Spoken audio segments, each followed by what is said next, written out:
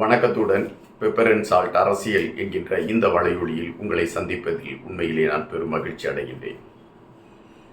நேற்று சென்னையில் நடந்த ஒரு பெரிய சோக நிகழ்வு அனைவரையுமே பெரும் பாதிப்பை மனதிற்குள் பெரும் பாதிப்பை உருவாக்கி இருக்கும் என்பதில் மாற்று கருத்தல்ல. இந்திய விமானப்படையின் சாகசங்களை பார்ப்பதற்காக சென்னை மெரினா கடற்கரையில் கூடிய கூட்டமும், அந்த கூட்டத்தில் 5 பேருடைய உயிர்கள் இழந்து போன துயர நிகழ்வும், ஒரு சிலர் மயக்கமுற்று மருத்துவமனையில் சிகிச்சை பெற்றுக் கொண்டிருக்கிறார்கள் என்கின்ற செய்தியும் தற்பொழுது பெரும் வருத்தத்தை தந்து கொண்டிருக்கக்கூடிய அதே வேளையில் அரசின் மீது விமர்சனங்களும், அரசு சார்ந்தவர்கள் மீது விமர்சனங்களும், சரியான ஒரு வழிமுறைகளை கடைபிடிக்கவில்லை என்கின்ற குற்றச்சாட்டுகளும் எழும்பியிருக்கின்றன. இந்த சூழலில் அன்று என்ன நடந்தது, அதாவது நேற்று என்ன நடந்தது என்பதை குறித்து நாம் ஒரு தேடலுக்குள் செல்லக்கூடிய ஒரு களத்தை எடுத்தோம். நேற்று விமானப்படை, இந்திய விமானப்படையின் சார்பில் சாகசங்கள் நடைபெறும் என்பது அறிவிக்கப்பட்டிருந்தது. இந்த அறிவிப்பு கேட்ட ஒவ்வொரு நிமிடத்திலும் இருந்து அது சார்ந்த விளம்பரங்களும் வரத் தொடங்கின. இந்த விளம்பரங்களில் ஒரு ஹைப் கொடுக்கப்பட்டது என்று, அதாவது உயர்வான ஒரு நிலை கொடுக்கப்பட்டது என்பதை நாம் புரிய வேண்டியிருக்கிறது. எல்லோரும் மனதிலும் அது ஒரு ஆர்வத்தை கொடுத்தது. எப்படியாவது இந்த அந்த சாகசங்களை போய் நாம் சந்திக்க வேண்டும், அதை பார்க்க வேண்டும் என்கின்ற எண்ணங்கள் எல்லோருடைய மனதிலுமே இருந்தது. ஒரு சிலர் நாம் தொலைக்காட்சியில் இதை பார்த்து கொள்ளலாம் என்று வீடுகளில் அமர்ந்து தொலைக்காட்சியில் பார்ப்பதற்கு தயாராகிவிட்டார்கள். ஆனால் சென்னை மெரினா கடற்கரையில் கொஞ்சம் கொஞ்சமாக மக்கள் கூட்டம் கூடத் தொடங்கியது. எதிர்பார்த்ததை விட இப்பொழுது அரசு சார்பில் சொல்லப்படுவது சுமார் 15 லட்சத்திற்கு மேற்பட்ட மக்கள் கூடினார்கள் என்று குறிப்பிடப்படுகிறது. அந்த நேரத்தில் வெயிலின் தாக்கல் மிக அதிகமாக இருந்தது. இப்பொழுதெல்லாம் சென்னையிலே வெயிலின் தாக்கம் மிக அதிகமாக இருக்கிறது என்பது அனைவருமே உணரக்கூடிய ஒன்று. நாம் வெளியே சென்று விட்டு வீட்டிற்கு திரும்புவதற்குள் நாம் நம்மளுடைய சோர்வடைந்து விடுவோம் என்பது உண்மையிலே இப்பொழுது இருக்கக்கூடிய அந்த காலச்சூழலில் நம்மால் வரக்கூடிய ஒன்று. அதாவது உடலில் இருக்கக்கூடிய நீர் சத்து குறைந்து நாம் ரொம்ப சோர்வடைந்து விடுவது இப்பொழுது இயற்கையாகவே நடந்து கொண்டிருக்கக்கூடிய ஒன்று. ஆனால் மெரினா கடற்கரையில் எந்த விதமான மறைப்புகளோ மரங்களோ கிடையாது. அங்கு இருக்கக்கூடிய ஒரு சில கடைகள் தான் அங்கு அடையாளங்களாக இருக்கின்றன. எனவே மக்கள் பெருவாரியாக கூடிய அந்த வெயிலில் நிற்கக்கூடிய சூழலில் அந்த வெயிலின் தாக்கல் அதிகமாகத்தான் இருக்கும். கடலில் இருக்கக்கூடிய நீர் சத்துக்களை சுமந்து கொண்டு தென்றல் பயணித்தால் கூட அந்த வெயிலின் தாக்கம் மிக கடுமையாகத்தான் இருந்தது என்பது நம்மால் அனைவராலும் உணரக்கூடிய ஒன்று. எனவேதான் இந்த நிகழ்வுக்கு வரக்கூடியவர்கள் கண்ணாடி, குடை, தண்ணீர் போன்றவற்றை எடுத்து வாருங்கள் என்று இந்த விமானப்படையின் சார்பாகவும் அறிவிக்கப்பட்டது.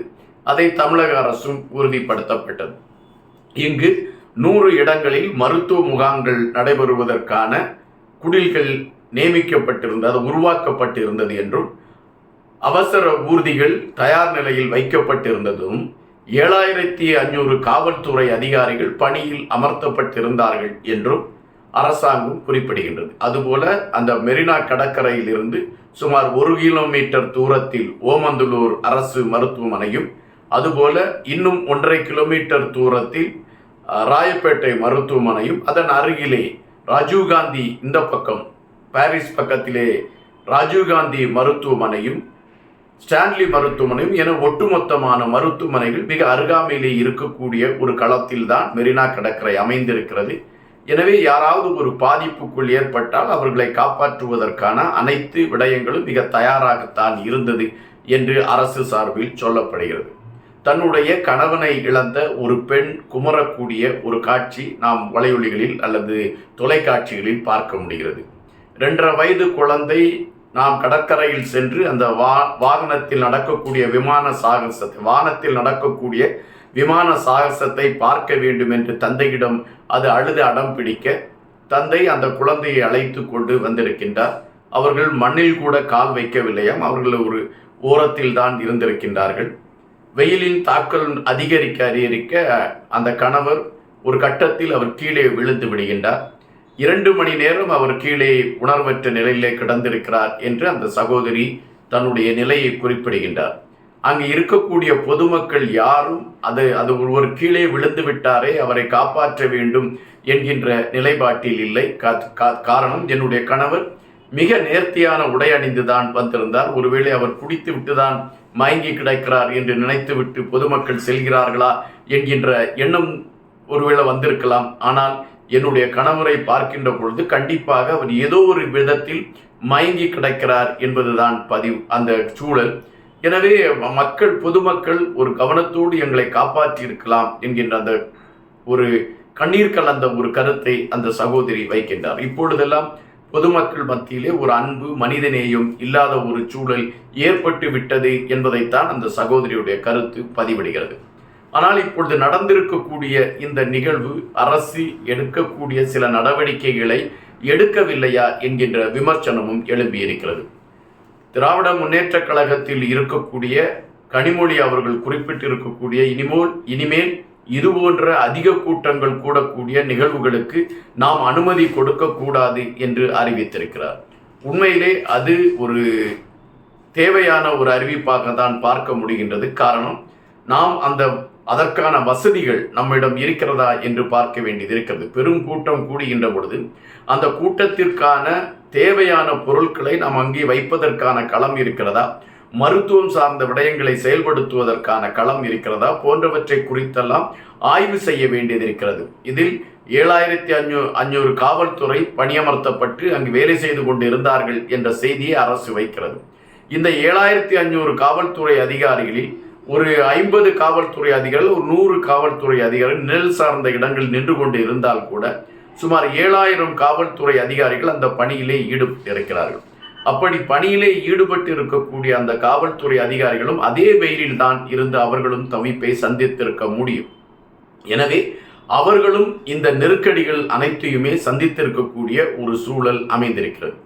தற்பொழுது இந்த இழந்திருக்கக்கூடிய 5 உயிர்களும் நம்மால் இனி மீண்டு கொண்டு வர முடியுமா என்பது கேள்வி. அவர்களுடைய குடும்பத்திற்கு நாம் என்ன செய்ய போகிறோம் என்பதுதான் இப்பொழுது எல்லோருடைய மனதிலும் எழும்பியிருக்கக்கூடிய கேள்வி.